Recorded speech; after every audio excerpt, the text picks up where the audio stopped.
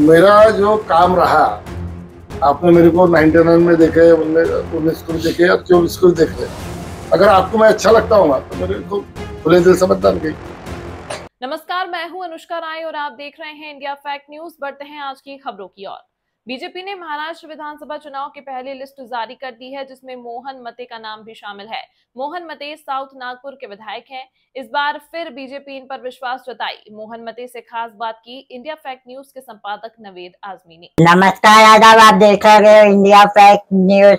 दक्षिण नागपुर के जाने माने आमदार मोहन मते सर को बीजेपी की पहली लिस्ट में ही दोबारा से मौका मिल गया है। इस पे क्या कहना है मोहन मते सर का, आइए उन्हीं से जानते हैं। मोहन मते सर, चैनल में आपका बहुत बहुत स्वागत है। भारतीय जनता पार्टी ने आपको फिर से दोबारा मौका दिया है, इस पे आपका क्या कहना है? मुझे ऐसा लगता है कि भाई पहली बार 99 में चुनाव जीता था, इसके बाद 2019 में मुझे पार्टी ने फिर से लड़ाया और 2024 में पार्टी नेतृत्व ने, वरिष्ठों ने मुझे पर विश्वास डाल के मुझे फिर से एक बार चुनाव लड़ने का मौका दिया। और निश्चित ही 5 साल की, पिछले 5 साल में जो काम मैंने किए, उस बलबूते पर पार्टी ने मुझे विश्वास में लेकर मुझे ऐसा लगता है कि मुझे उम्मीदवारी दी है। 5 साल आपको सबको मालूम है, 2 साल अपने कोविड में गए और 3 साल में जो विकास के काम करने का प्रयास मैंने मतदार संघ में किया और निश्चित ही बड़े पैमाने में काम किए। आज जनता का विश्वास और पार्टी नेतृत्व का प्यार, उनका विश्वास, और ये दोनों कारण से मैं आज फिर से मुझे उम्मीदवारी दी गई है। मुझे ऐसा लगता है कि इस चुनाव में हरे बहुमत से चुनाव भी जीतूंगा। निश्चित ही जनता का प्यार मेरे साथ है, आशीर्वाद मेरे साथ है, कार्यकर्ता स्नेह, कार्यकर्ता पूरे दिल से, लगन से साथ में लगे हैं। अरे चुनाव में निश्चित ही जीतने वाला। तो जैसे कि अभी आप चुनाव प्रचार में लगे हुए हैं और आपकी पार्टी का ये एक नारा है, सबका साथ सबका विकास, और वाकई में आपकी जो अभी जनसभा है उसमें सभी समुदाय के लोग दिख रहे हैं। तो विपक्ष ऐसा आरोप क्यों लगाते हैं कि आप सबका साथ सबका विकास नहीं करती है आपकी पार्टी? देखो, मोदी जी का जो स्लोगन है सबका साथ और सबका विकास, उसी इस पर सब पार्टी के जो कार्यकर्ता है, एमएलए एमपी चल रहे हैं। अभी जिसको जो करना है, हमने सबने देखा कि 60 साल कांग्रेस ने शासन किया, राज्य में भी किया, केंद्र में भी किया, लेकिन उन्होंने 60 साल में क्या किया ये भी देखने लायक है। मुझे ऐसा लगता है कि भारतीय जनता पार्टी के कार्यकाल में 10 साल के अंदर जो कुछ हुआ वो गए 60 साल में वो करने पाए।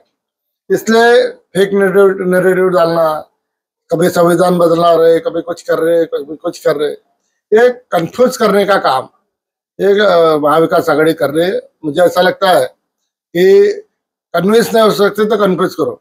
तो उन्होंने पिछले समय में उनका कन्फ्यूजन और ये सब चल गया, लेकिन अभी लोग समझ गए और आने वाले काल में कितना भी फेक नैरेटिव फेंकेंगे तो भी कोई उस पर असर नहीं होना है।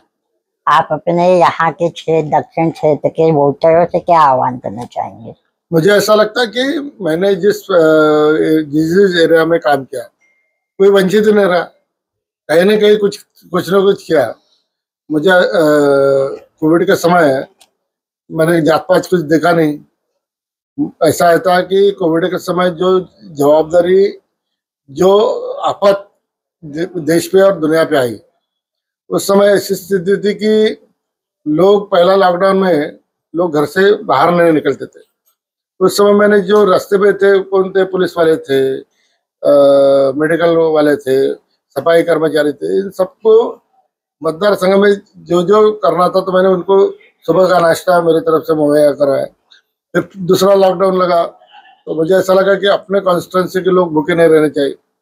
तो जहाँ जहाँ गरीबों की बस्तियाँ थी, क्योंकि घर के बाहर सब्जी नहीं जा नहीं सकते थे, तो ऐसी जगह पे फिर कम्युनिटी किचन खोल के मैं रोज 10,000 लोगों का, 12,000 लोगों का खाना बनाता था।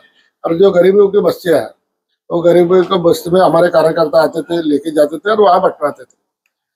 कम से कम 15,000 लोगों को किट दिया, जिसमें 5 किलो चावल, 5 किलो गेहूँ, जो खाने पीने का जो लगता है राजस्थान का साबुन से लेकर सब, तो ऐसा 15-1 हजार लोगों को वो भी दिया।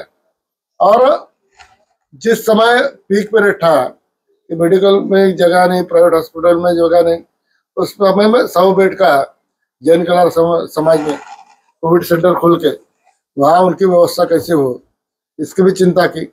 और उसके बाद 2.5 साल बाद महाराष्ट्र में महाविकास आघाड़ी की सरकार गई, बीजेपी की सरकार, युति की सरकार आई।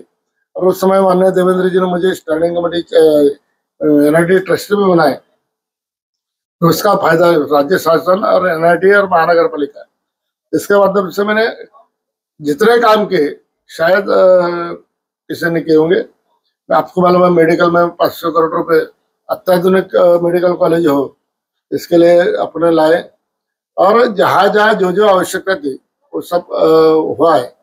मुझे ऐसा लगता है कि जहाँ ब्रिजों की आवश्यकता है वहाँ ब्रिज, जहाँ स्पोर्ट्स की आवश्यकता थी, हमारे यहाँ कॉन्स्टिट्यूंसी में ऐसी स्थिति है गुंडेवारी ने हमारे मतदार संघ का सत्यानाश कर दिया। सर, आप जाते जाते हमारे दर्शकों को क्या कहना चाहेंगे? मुझे ऐसा लगता है कि मेरा जो काम रहा, आपने मेरे को 99 में देखे, 19 को भी देखे और 24 को भी देख रहे। अगर आपको मैं अच्छा लगता हूँ तो मेरे को खुले दिल से मतदान कीजिए। तो दोस्तों, ये थे हमारे साथ मोहन महतो सर। अपनी बात बहुत बेबाकी से करते हैं और जनता में भी इनकी काफी पकड़ मानी जा रही है। जहां अभी बीजेपी ने पहली लिस्ट जारी कर दी है, वहीं महाविकास आघाड़ी ने अभी तक अपनी लिस्ट ही नहीं जारी की है। जब तक हम इंटरव्यू ले गए थे अभी तक उनकी पहली लिस्ट तक नहीं आई है। सर, इस पे भी मैं पूछना चाहूंगा कि क्या लगता है महाविकास आघाड़ी में भी कुछ तनाव चला गया जिसकी वजह से ये लिस्ट नहीं जारी कर पा रहे? मुझे ऐसा लगता है कि मोदी जी, अमित शाह जी के नेतृत्व में जो सरकारें महाराष्ट्र में काम कर रही है युति का, वो लोग कन्विंस है हमारे यहाँ जो जहाँ से जीत सकता है वो कैंडिडेट को तीनों पार्टी लेके चल रही है। लेकिन महाविकास आघाड़ी में तो इस प्रकार का आग्रह है, अभी उनका स्टेटमेंट था कि हमारे यहाँ पे नागपुर जिले में 2 सीट बीजेपी जीतेगी। तो मैंने आह्वान किया 2 सीट कौन सी जीतेगी, एक तो संजय राउत ने बताना चाहिए, उसके बाद नाना पटोले ने बताना चाहिए।